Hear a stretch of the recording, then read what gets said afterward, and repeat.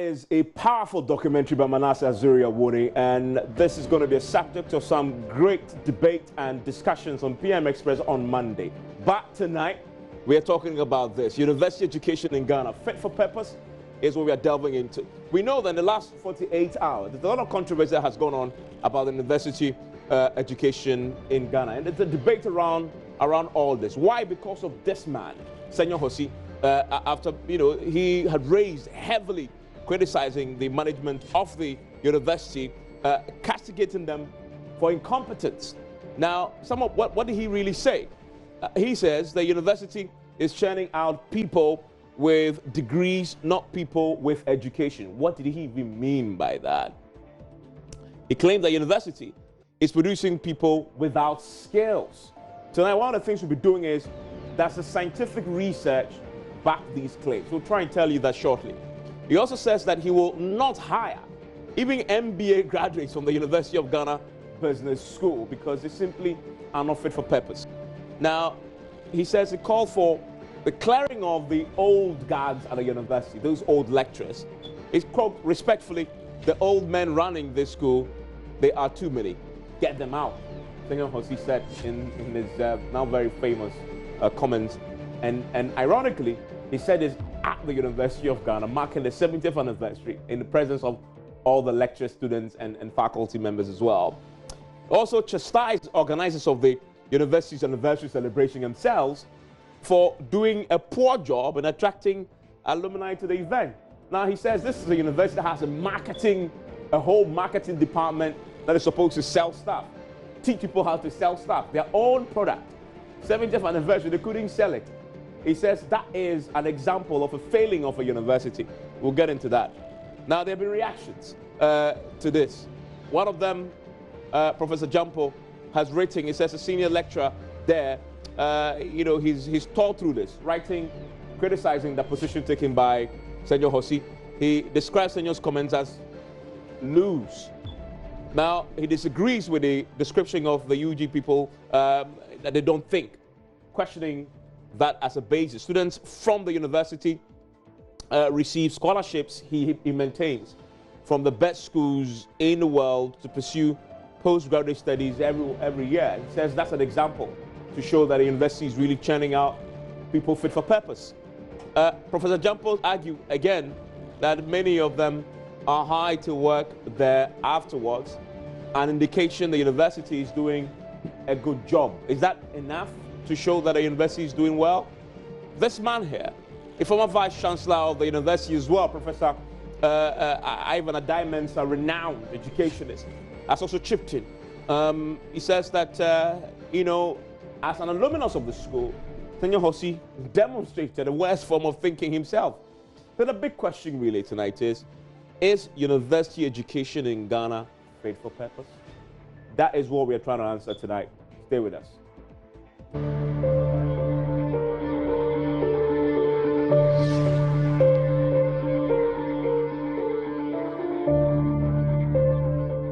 Live on PM Express. My guest in the studio is Professor Ebo Hinsing, head of Department of Marketing and Entrepreneurship at the University of Ghana Business School. Prof, thank you for your time. Pleasure. Here and long time no see. Charlie, it's very good to see you. Yeah, good to see you too. Today we're going to have a good time. He used to be a regular Yes, on the radio stations, absolutely. and then he totally disappeared into I'm coming back. business I'm as coming well. back. Yeah. Great to have you. Also in the studio is Chris Atadika with the Graduate Students Association of Ghana of the University of Ghana, correct? He's in my department. He's the president. He's always in the department. Very Okay, much, great, yes. great. Thank you, Chris, for your time. Thank you. We'll be joined via Skype and on phone by Alex Frimpong. He's the CEO of the Ghana Employers Association. And their input is important because fundamentally, Senyor Hosi's point is the graduates coming out of the University of Ghana are not fit for purpose. What he meant by that is to say, and he said it, that he will not employ any of them. They just can't do the job. They don't have the skills to. One of the things we're going to do tonight is to present the facts, see whether the research out there supports his claims. And so we'll get to see what the employers say. Is it true that they find the products of the University of Ghana not fit for their purpose as enterprise and employers?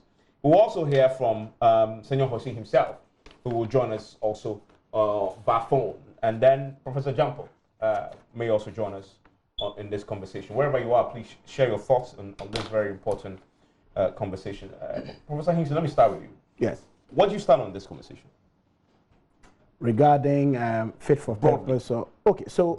University education, fit for purpose. Okay. Broadly. All right. So thank you very much for having me tonight. And the genesis of all this has been the explosive comments by Senor Osi and the reactions from my side as well. I think all said and done, Senor was very vitriolic in the way he made his submissions, and that's why I think it's rubbing everybody the wrong way. But the most profound submission so far has been from the former Vice Chancellor, Professor Ivan Adams. Yeah, we spoke to him. Yeah, I read from my Joy Online 4 hours ago. He made the most profound. He said, in spite of all the difficulties, our students are still some of the best. Then he said, true, we are not producing at the level that we can. We have done well, but we can still do a lot better. That for me is the succinct encapsulation of the challenge, that times are changing. We're on the cusp of artificial intelligence, robotics, data technologies. So as a university, we have to keep pace. Now, our blessing is that we have a 10-year strategic plan from 2014 to 2024. Now, 4 weeks ago, I saw a note that said the university itself is reviewing mid-stage because we've done 5 years of that strategic plan. Now, with my marketing training, when you have a customer who says, I'm not comfortable with the product you're giving me, my marketing training actually tells me to take that feedback and work that into my review processes just so that I can continue to produce products that have a unique selling proposition. Because look, when all is said and done, we are in competition. And we need to be real about the fact that the needs of industry, they are changing. So we need to have a keen sense of what the skill gaps are and then prepare the students to be able to properly fit into the space that exists in industry, not just in Ghana, but also in the sub-region, in Africa, and globally as well. So I think Senor was a little too harsh in the way he presented the facts.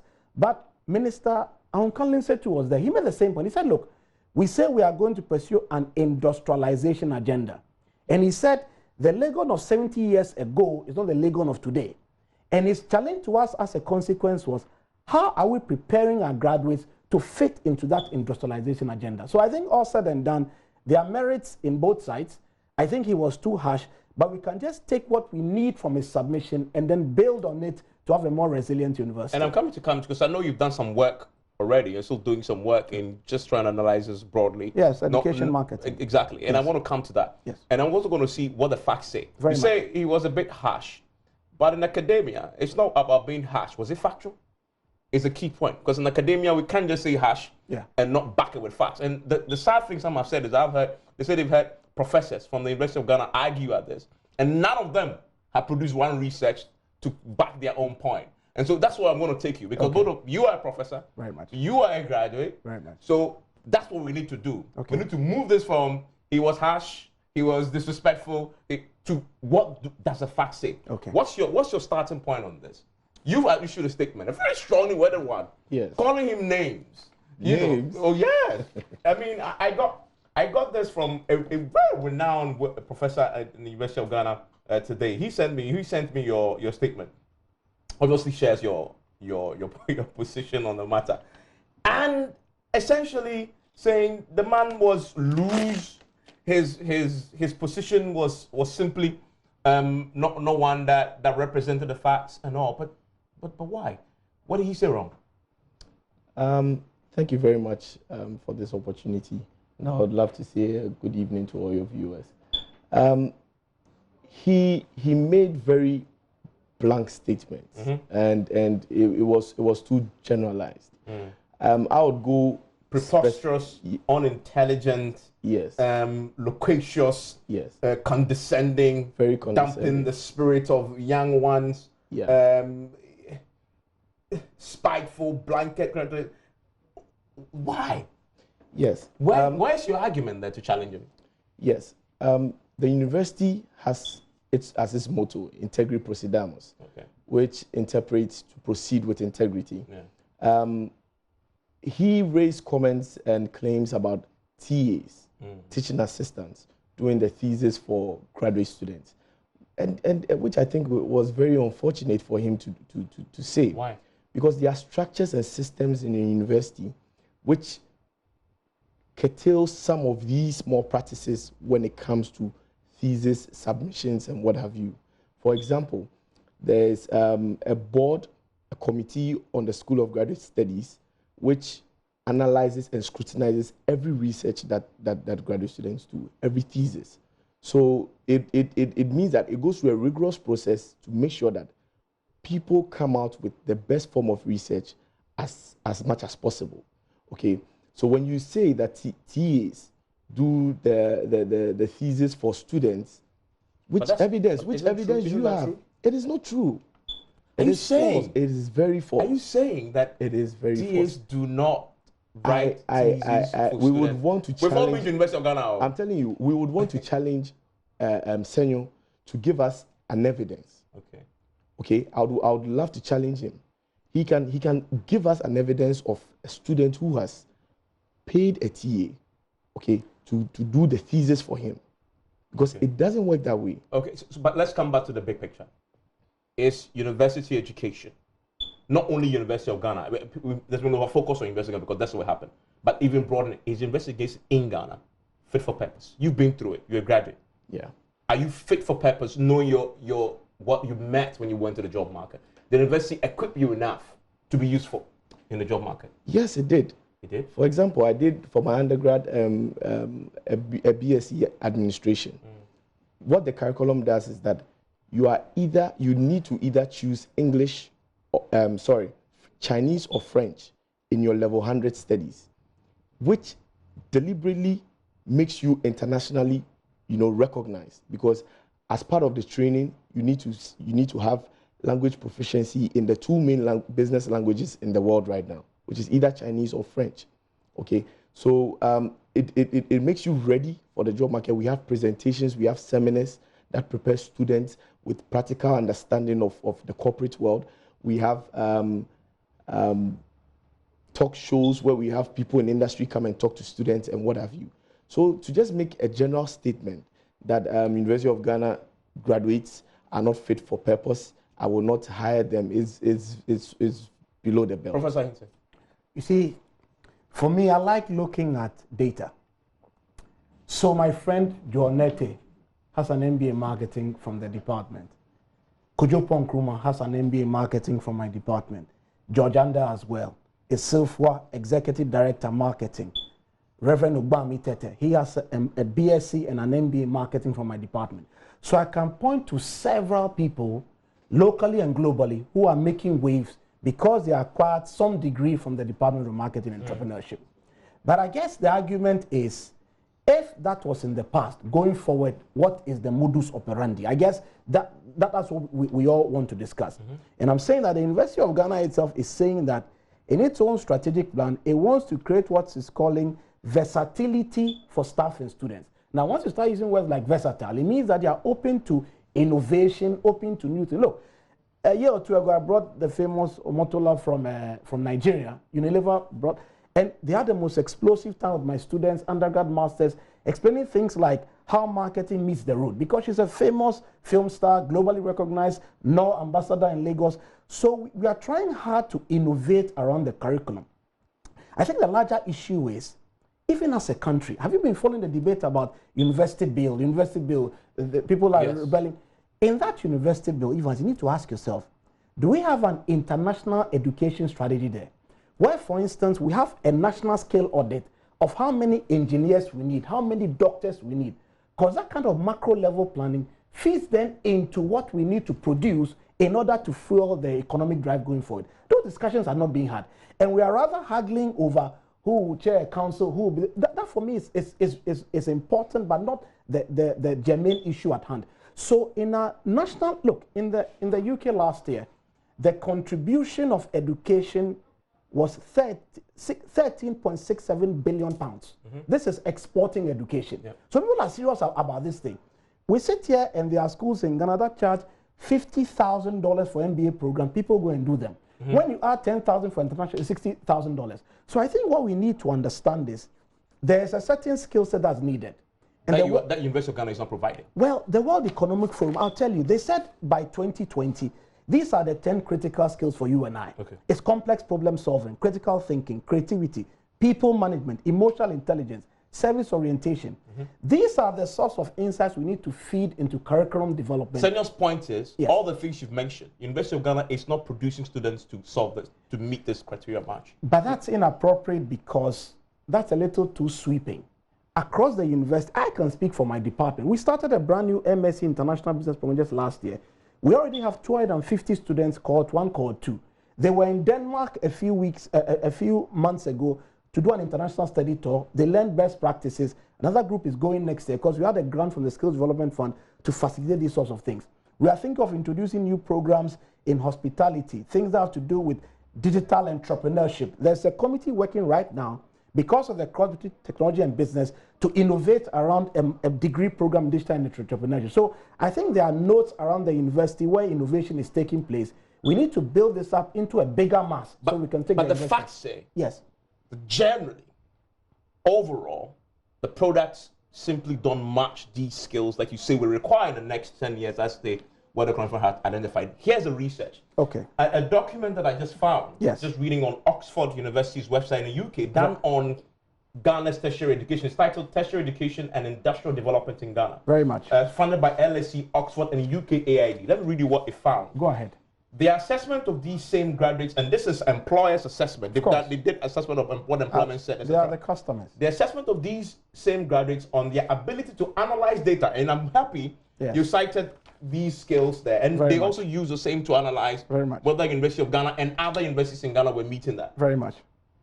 On the ability to analyze data, situations, and propose solutions is, quote, abysmally low. Wow. Just about 20% of the firms are satisfied with graduates they have been working with in the past 5 years as far as this skill is concerned. You know, Chris, the blessing of this report. That is the evidence. That this is confirming what, this is hard facts. But this is from 2013. Yes. So that's from 6 years ago. True. So today, we need to look at where we are. Because I told you we have a 10-year plan. Has that changed? It's changed at certain levels. At certain levels, I think it has changed. How significantly has this changed? How so significant? Because I understand statistics, I'm careful about But that's the point. Because it's, has it changed enough to shift the needle? Oh, I would reckon in certain parts of the university. Okay, but you're choosing your words carefully. Because of the pressure we face as you see, the load for university education is really huge. Yeah. And the resources needed to deliver at a certain level are difficult to come by. So what I'm proposing to you is that we are doing a midterm review. That's the blessing of all these to and fro's. And we can feed all this information back into fashioning a profitable way forward. Chris, that's my take on the matter. That is research. You know, disputes your position, backs Senyor's position. He says you're not going to do a review, so we don't know yet. So until they do, this holds sway. You see, when you talk about facts, I can also give you facts. You know, this is research. This is not anecdotal. No. Yes. I can also give you facts. Tell me. You see, there's a hot prize for entrepreneurship. Okay, University of Ghana students just passed through the Asian region. That is anecdotal evidence. No. I'm talking about real hard research done that says 20% of employers they surveyed said university graduates in Ghana are abysmally low in ability to analyze data situations and propose solutions. They are abysmally low. They were absolutely unhappy. They didn't have the skills. From 6 years ago. True. 6 years ago. But I'm saying that until you do your analysis of where you are on your plan, this is what holds sway. You agree? No, we have data. You keep referring to anecdotal, right? Yes. Okay. So we have data from major multinationals, fast-moving consumer good companies that consistently say that from both undergraduate and postgraduate cohorts, they also have graduates that fit in well, and they keep coming back to recruit again year after year after year. University of Ghana? Absolutely. Yes. Absolutely. Those are the exceptions, right? But you know what fascinates me about the argument sometimes? I hear things like some private universities are much better than us. Well, the thing to notice that when we are measuring quality, there are so many benchmarks for quality. Your major point has to do with the ability to fit into work. Yeah. Fit into work. True. Okay. So my question then becomes, I've seen some of the best marketing people come from sociology. I've seen them come from biochemistry. In fact, some of the most prominent marketing practitioners on this continent never read a degree in marketing. So the point I'm trying to make is that there's also a part for industry to play in molding those with socio, psycho, physics, chemistry, agriculture background into the marketing gurus they are today. And they are a dime a dozen. The Nsaku brothers started from engineering. They are marketing gods today. Jordana started from agriculture, biochem, marketing god today. Neil Motagbe, the famous sports consultant. Neil started from so science. Your point is industry has a role to play. Absolutely. In refining the products you churn. Maybe more than refining, in molding. Okay. Refining almost sounds like it's raw chaff and then you're putting value on it. It's molding. Now, you've made a very important point, and that's why I want to bring in the chief executive of the Employers Association. Of course. Because he can tell us whether this one might be. Yes. Thank you, sir, Mr. Frimpong, for joining us on PM Express. Hello, Mr. Frimpong. Good evening and good evening to your listeners. Thank you very much. I want to volume up, please, so I can hear you. That's Mr. Frimpong. He is the chief executive of the Ghana Employers Association, Alex Frimpong. Also on the line with me is Senor Hossi himself. Mr. Hossi, thank you for your time here on PM Express. Thank you very much, Ivan. Thank you. I want to start with you, Mr. Hossi, and I'll come to Mr. Alex Frimpong very shortly. Listen, you made this point. It's become a big topic. We are talking about it. Many people have said and reacted to you. Let me ask you, sometime when you speak like that, and in your quiet moment, you listen to the reactions, have you thought about it and say, maybe I could have said this differently?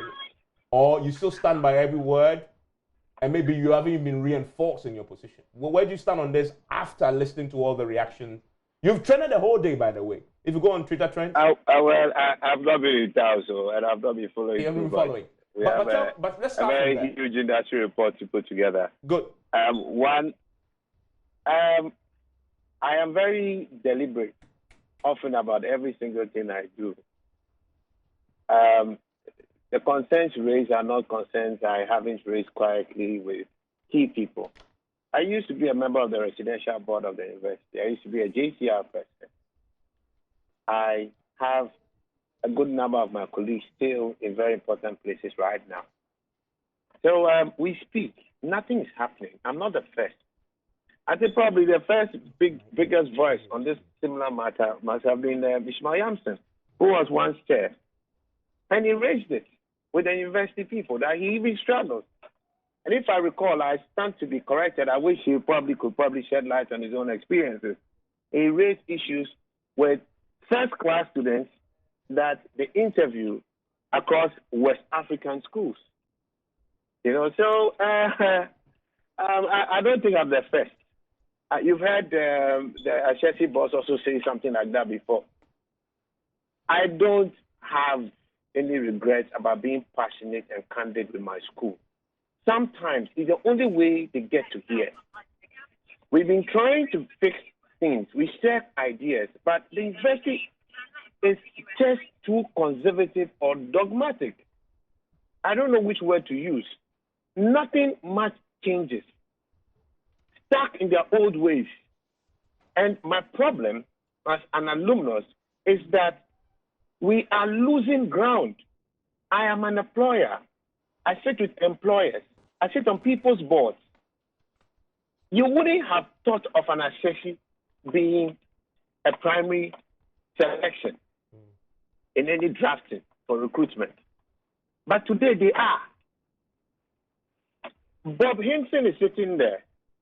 His own relatives, some of them I know, asked him where to go to school.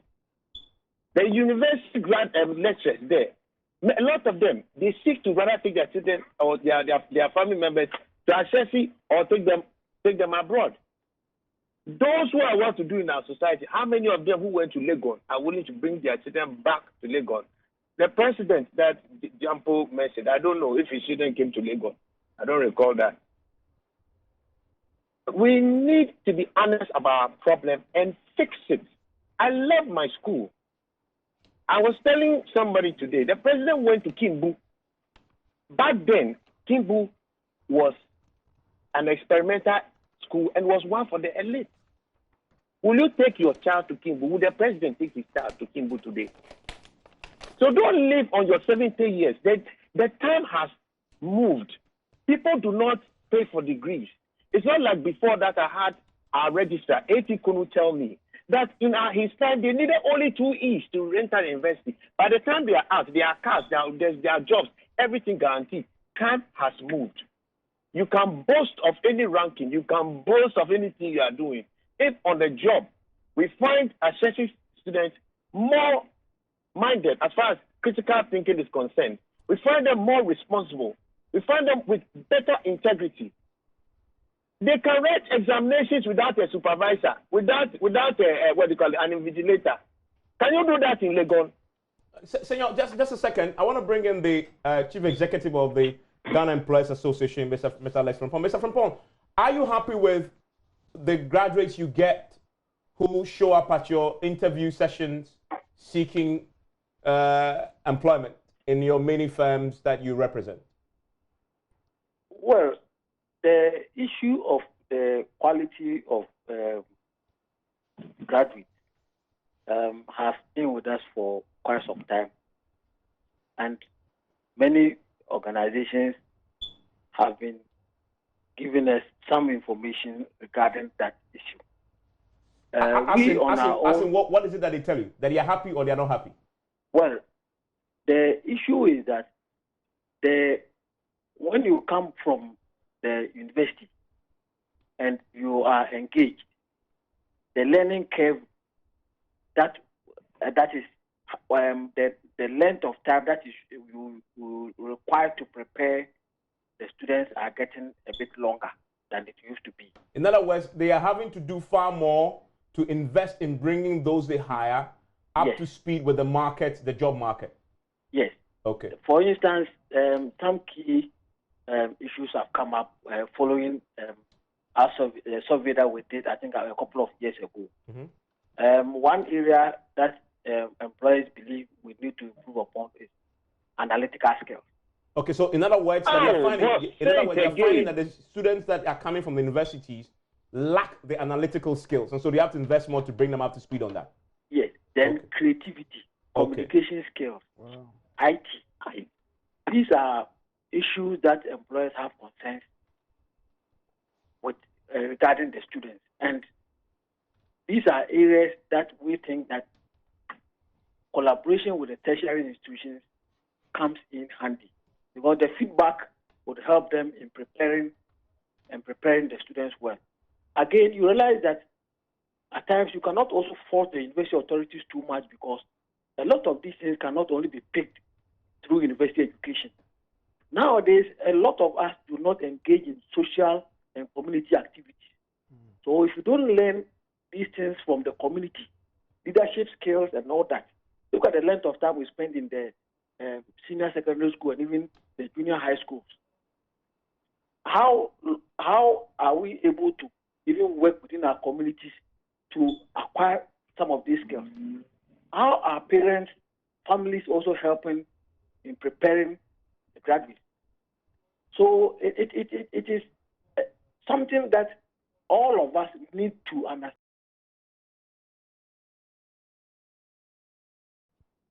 Train together should be the way forward. Yeah, I mean, I get the point you're making, and we'll come to analyzing the other roles. But tonight, are the universities playing their role sufficiently and adequately? Well, if I understand it correctly, the universities are supposed to churn out graduates who have the right mind in engaging in their professional field. So, for instance, if you have a first-class student from, say, KNUST with electrical engineering, they have done their part. It is for us as employers to also come to the party by making sure that we prepare them adequately so that they can be fit for purpose. I'm not sure, in spite of all the brilliance that they bring to the table, they would fit in automatically. We have to go through a rigorous training program to prepare them so that they can fit in. Of course, given the numbers that we have, not all of them would really make the mark. But there are exceptionally brilliant ones that we have come across. Most definitely. Exceptionally brilliant ones that we have come across. Don't forget that many of us, we finished university at the age of 24, 25, back in those days. Now you have a 20-year-old gentleman or a lady with a first class in chemical engineering. Sharp brains that are fertile for training, and I believe that if we are conscious of that and work together, we can have the best of talent. So you realize that many a time when they go out with the right environment, they're able to excel. Yeah, of so course. I think the environment that we really engage in some of these things, we need to work together to change. Okay, Mr. Frempong, stay on the line for me. Chris, that's the employers. In the initial submission, they did some research, and it's interesting. They found analytical skills, creativity, IT skills, etc. lacking. And this, again, reinforces the research I pulled up earlier. Because if you read further, a lot of the skills that he mentioned are the skills that they also found were lacking from the graduates. Ability of graduates to analyze data, propose solutions, leadership and innovation, technical skills, graduates' ability to take responsibility of their own actions and inactions, and a growing lack of employability of young graduates, which is really what he's confirmed. Your reaction to that? These are the employers telling you that I think we're not having to invest far more in fixing the problem. He raised a very important point, which is worth noting. He raised a point that students, they need to support students to train them. You talk about some corporate institutions that run internship programs and training programs for students. You realize that so many companies now are not taking interns. Because the interns are just not fit for purpose. They are not. That is not the reason. Are you sure? That is not the reason. I get a lot of interns here. I get a lot of interns. Just 2 months ago, I got more than 10 interns here. And I could count to probably 2 that I could really work with. Right? And a lot of them come from University of Ghana and elsewhere, graduates. That's a reality. That's my reality. After the degree or during the degree? Because usually you come like first or second year. Yeah, I mean, 3rd year, going to 4th year. Okay, all right, okay. It's part of the training process. And that your experience with them is not so pleasant, right? Absolutely not pleasant. Oh, really? Yes. You should help. I'll help you recruit then. It looks like you have a problem with recruitment. So I could help you recruit. But I mean, you see, yes. you come to the structure in the university. For example, we have a UGRC, which is critical thinking. Yeah. It's a mandatory course that every student has to undertake. You look at the use of Sakai, which has been institutionalized by the University of Ghana, where students use an electronic platform for learning, for doing assignments and what have you. All these things are put in place. I mean, we are not there yet. It's a process, and it will take. University of Ghana is 70 years. No, but how long are you going to take? No, but we also have a counseling center at the business school. We have what we call student and mentoring services. So there are all sorts of constructive movements to get industry to engage more. In my department, we have a distinguished marketing practitioner series. In the business school, we have what we call corporate executive in residence. My friend Ivy Apia from Cyrus is coming to the accounting department. Park Woshum, the famous entrepreneur, has come to my department for this academic year. Last year, Kofi Safo Achia Monogram was in the department. So we are trying to embed some of these practitioners so that these so-called skills that are lacking, they can come in there and sort of speak to the students quickly, upgrade them quickly, so that by the time they are ready to interface the market, they are far more ready than they were if they only study the university subjects alone. So there are all these constructive mechanisms we are utilizing to make them more market ready. But I still keep insisting that, look, you still need certain idiosyncrasies when you are finally on the job. I worked in advertising for 5 years before I went to the University of Ghana. In Ghana's best advertising agency, I had a degree in marketing, I had an MBA in marketing, I was a chartered marketer. But trust me, when you are solving problems for Steers in Osu, or for Fuachalabi Space Phone, or you are solving problems for Microsoft or Acer or Symantec or Canon, your degree helps just a little. It's the practical application of creativity, adaptability, seeing things from a multi-dimensional perspective. Which is what our lesson plan says they found that the students do not have. And I note that you're making notes when he said that. Absolutely. And so he spoke about analytical skills, creativity, communication skills. We're working on all that. Look, now we are making presentation skills a mandatory part of almost every course. Because what's the point of listening all the time? Then when we give you a small 5-minute window, you don't even know where to proceed from there. And the issue is not a University of Ghana issue. Look, as I sit here, I'm editing 3 new books on university education in Africa. 3 books. And I'm working with scholars in South Africa and the UK. So as we sit here, I've seen about 30 different chapters from the 3 books. Look at education in Uganda, Kenya, South Africa, Ghana, Nigeria. Look. What are you finding? So here's what I'm finding. These 10 skills I spoke about as a precursor to entering 2020 well. Problem solving, creativity, people management, self-orientation.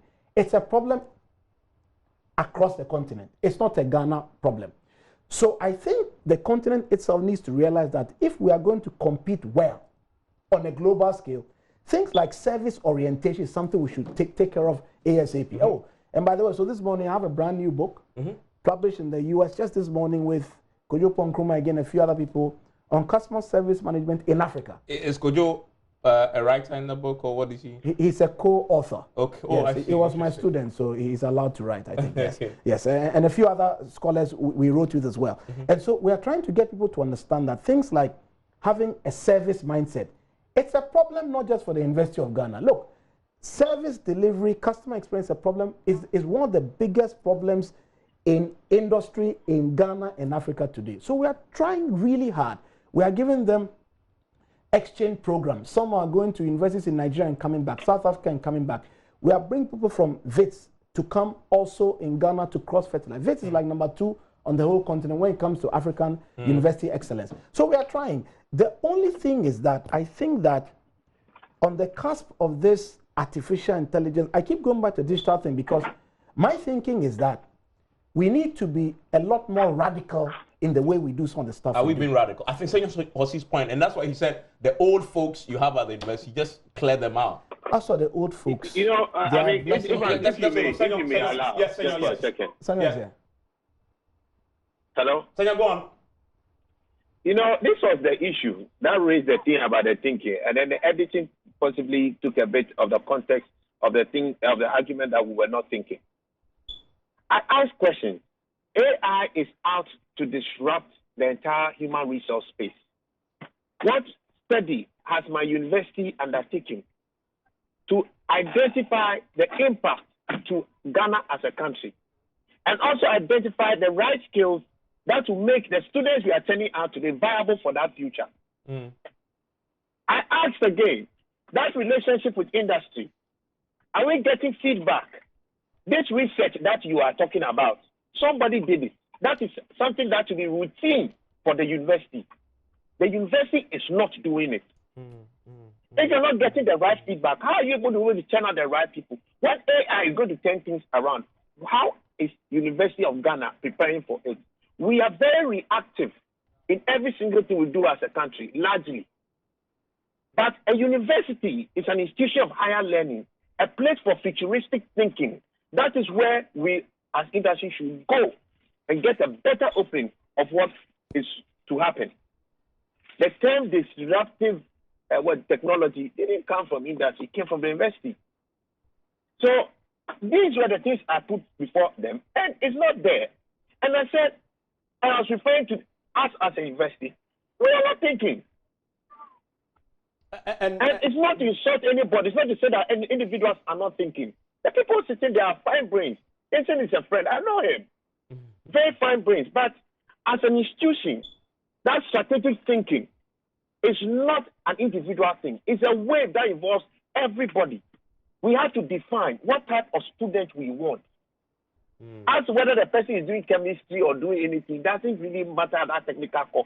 But inherently, what are the basic skills and characteristics of a University of Ghana graduate? That is why somebody like George Anda will not need to have done marketing and will excel at marketing, because the basic skills he had acquired at the time, equips him to do critical thinking, creativity, be adaptive to different situations, and having a problem-solving skill, mindedness. You see, our people have problems. That's why you have any of them fit in any of those MNCs. Because the MNC just needs that base. We don't need you to come and you should be, I don't need you to come and should be a petroleum analyst right from day one. That's why I'm quite certain that what's the name, Professor Adamesa also got it very wrong. The board seems to have left a lot of these our seniors, and I appreciate the work they have done. But the world has changed, and the universities must change to fit purpose. And so we're very sad. Mampo is sitting there. One last line. Mampo is sitting there. You work in a factory and you are producing it for customers. And when customers are giving you feedback about what you are doing, then the first thing you want to do is to insult them. That factory will die. It's as simple as that. I don't need to go far. He just needs to talk to Bob Hinson to tell him what that means. You know, and this is the university. Times have changed. Let us shape our people and human resource for the development this country needs. We have a country to serve. Sanya, quick one. I've just heard Professor Bob Hinson say there's a lot that you're doing now to try and bridge that gap. They're bringing a lot of the practicals into the now, exposing the students to a lot of the best practices and the evolving trends, etc. And if you listen to him, isn't that the way to go? From what he says, there's a lot happening already. It's good they are trying to do things, but you know what? You know one thing everybody needs to hear and understand. With the world today, the world does not reward effort; it rewards the results. We do not pay for degrees; we pay for the value that is delivered. So if you are going to spend 10 years to get this done, by the time you come, assessing has moved on. Because today we will take assessing over Legon on the average. It's not to say we don't have bright people in Legon. We do. I have sponsored a number of our econs grads to go out there in Canada to further their education. A number of them come and work with me. But on the whole, you have challenges. Yeah. So if we are going to be talking about what we are doing and not get the things done, and Bob, the honest thing you should know, one thing about all of you sitting there, you end up working in silos. Do you have that strategic direction as a university? Is anybody talking about creative thinking of a Ghanaian grad?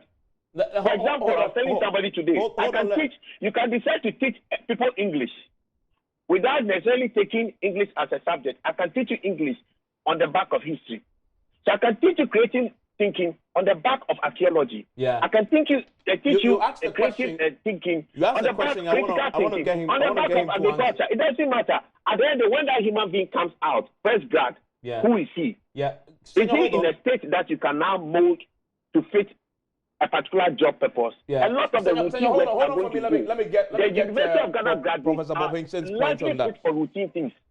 Give me a second. He asked a question about the strategic linkages. Okay, so again, I want to say that he's very passionate about his ambitions, and I totally appreciate that. The strategic framework we have as a university is the plan. And in the plan, there are certain, if you like, imperatives we are pursuing. One of them, one of them is establishing university-industry partnerships to promote research and to promote the excellence of the students. It's a strategic imperative we have. Rating is there. Absolutely. One of them is to create a world-class mindset across the university. Now, when you say world-class, it means that you are doing global benchmarking, you have a sense of new trends, evolving trends, and you are preparing the students to meet those evolving trends. We have issues about building a strong quality assurance culture. And for me, all the sentiments can be sort of accommodated within the context of that strong quality assurance culture alone. Because what that means is that it means you have strong monitoring and evaluation systems, you check what's working, you improve what's not working, and you generally are preparing for relevance across your various stakeholder audiences. So what he's saying is relevant, and I'm saying that there's a plan, and I'm saying that the plan has done halfway. Okay. So we will just sort of factor all his concerns into this streamlining process, and we'll have a university that he's proud of. Yes. Okay. Mr. Alex Frimpong, just a final word to you. The research you said you did a couple years back, I'm just curious. Have you shared this with the universities? Did the universities reach out to you maybe to partner in doing this? What sort of interest have the university shown in partnering the employers to try and understand what you want and try and meet the gap? I'm just curious about that. Do we still have him? Do we still have him? Okay, we don't seem to have him. We'll get Professor Jampo on the line shortly and to see his thoughts also. But Chris. Hello, I am already here. Professor Jampo? Yes. Oh, Prof, yeah. Thank you very much for joining me. Now, Prof. Evans, the arrangement was for you to have me right from the word go on phone, and I've been on standby all this while. You are not calling me. Apologies, it's almost Prof. 6 minutes to time. So give me apologies, time. Apologies, Prof, for that. Now, I know you've written quite extensively on this already, and a lot has happened since morning when you first posted this. I've heard Bob Hinson say, yes, that the points that Senor had made, if you take away the passion out of it, he has points there, and we've seen research that backs him quite strongly. Well, I don't know about what Bob Hinson is telling you there, but there are various objective and credible basis for assessing institutions of higher learning. And I'm sure Senor Hosi doesn't know these objective mechanisms. We have the webometric ranking, we have the Times Higher Education ranking, and among a host of other credible mechanisms that are used to determine how universities are ranked all over the world. And look, let me tell you this. In doing so, you are not pandering to anybody's emotional sentiment or what people think. These are credible scientific mechanisms that are used all over the world to determine how universities are faring. Now, the webometric ranking of the world universities, recently in 2018, ranked University of Ghana 16th in Africa, yes, and also in the whole of West Africa, ahead all universities in Ghana and also ahead of all universities in West Africa. If you care to know, the webometric rankings of the world universities, it assesses the web content of universities, including scholarly research publications that shape public policies and the citations received by such publications. Now, recently, again, but Prof, that same document you cited also ran the University of Ghana 1,209 in the world. No, you said what? I didn't hear that. I'm saying the same document you cited. You said yes. it ranked University of Ghana 16th in Africa. That yes. same document also ranked the University of Ghana 1,209 in the world. Yes, yes. So the point I'm making is that it ranks university higher above all universities, the University of Ghana higher above all universities in Ghana and above all universities. Are we comparing ourselves to the African standard? The Times, please let me finish. The Times Higher Education ranking, which also assesses academic excellence and takes into consideration teaching, research, international outlook, industry income, etc., etc. Also recently ranked University 7th in Africa. Now, these rankings notwithstanding, I am saying that there may be challenges with all universities or all public universities in Ghana, the University of Ghana included. Now, in trying to point out these challenges, one would have to be able to draw a line of demarcation between constructive criticism and cynicism. When we talk about constructive criticism, you are criticizing and offering alternatives. Okay, but when you talk about cynicism in political theory, cynics are a group of itinerant political philosophers who subject everything that they come across to annihilating criticism or annihilating comments that seeks to destroy. And so I'm saying that the University of Ghana, made up of academics, wouldn't be immune to criticism. Yes. Yeah, Prof, go on. Yes, please. Prof, go on. Yes, somebody is distracting my thought. Okay, so I'm saying that the University of Ghana is not, as academics, every academic is not immune to criticism.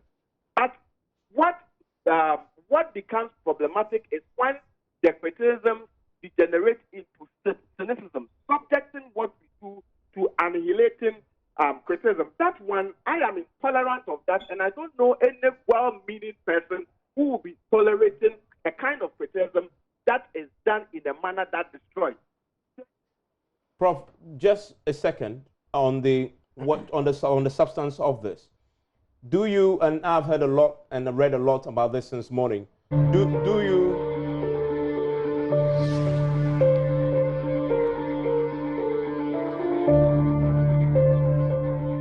still live on PM Express.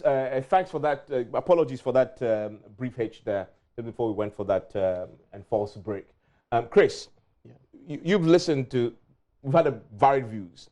Prof has spoken, Senior has spoken, the employers have spoken. And your point is? My point is, I think that I'll take the side of Prof. Jampo. You have to make constructive criticisms where you come up with solutions, ideas. Let's say, I want to invest in University of Ghana graduates. My company is going to have interns, picking over 50 interns from the University of Ghana to train them. You are being a part of the change that you want to see. But when you make comments and statements like no one is thinking to just, and especially the unfortunate comment he made about MBA students, saying that he's not going to hire any MBA student from the University of Ghana, the person lacks substance. To say TAs do the thesis for graduate students, it's all wrong. You are discrediting the efforts and the hard work, the dedication of MBA students who put in much effort to make sure that their theses are done. At the end of the day, you pass a generalized comment, and in this is the problem we have in Ghana. We allow people to make statements and comments. If they don't receive any rebuttal, you realize that some years to come, people will just go and pick up that soundbite. So that's why you're here. So give me the rebuttal because of time. Exactly. So what we are saying is that we want Senor to come out and say, because he doesn't have evidence and proof to say. But I just showed you the evidence. And facts. The employers have also told you. Not employers. No, I mean facts backing the TA. Okay. Well. Okay, maybe he has 3 degrees from the university. So if he thinks that is what's happening, maybe he's referring to his personal experience.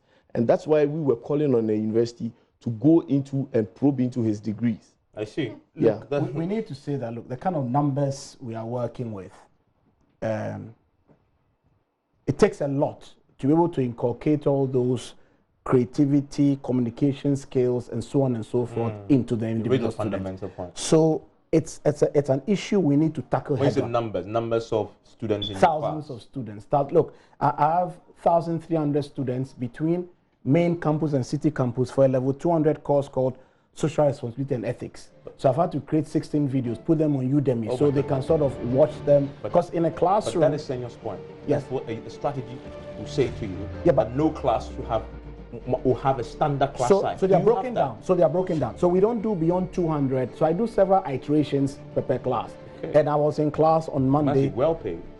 Oh, the salary is very modest. Yeah, very modest. And interestingly, I mean, just to his point about being 16th on Webometric, on Monday I was pleasantly surprised to find Cameroonians, a few Burkinabes, a few Togolese in my class. And I spoke a bit of the little French I know to get them to feel welcome. There was an American lady from Annapolis in Maryland as well. So we are growing as a brand. We are getting better as we go. And the university is evolving very fast in coming up with things like a marketing and communication policy. We have developed a brand new, what's it called again?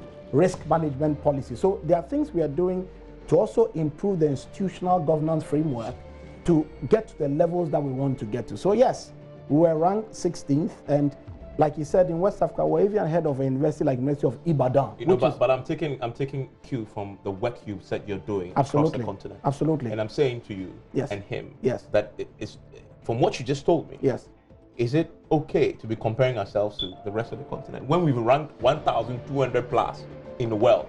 Globally. This is a global competition out there. Very much. That is where we should be concerned, not the 16 that we are comparing ourselves to. Well, but it's still a feather in our cap. Based on your own research. Very much. But what's the book called? The one you published? It's 3 books. The new one. The new one. Customer Service Lessons for Africa and Beyond. Okay. Yes. Where is this being sold? It's out there already on Amazon.com. Okay, how much is the copy? It's $45 a pop. Okay, I'm going to get one. Thank you very much. Bob Hinkson there. Thank you very much. Chris, thank you as well, and all those who joined. This is a very interesting conversation. There's far more that we haven't touched on, but you can't exhaust this in one show. My name is Evan Spencer. Monday, we are back with that very fascinating documentary that Manasseh did. We'll be exposing a bit more. I want to join us then. My name is Evan Spencer. Enjoy the rest of the day.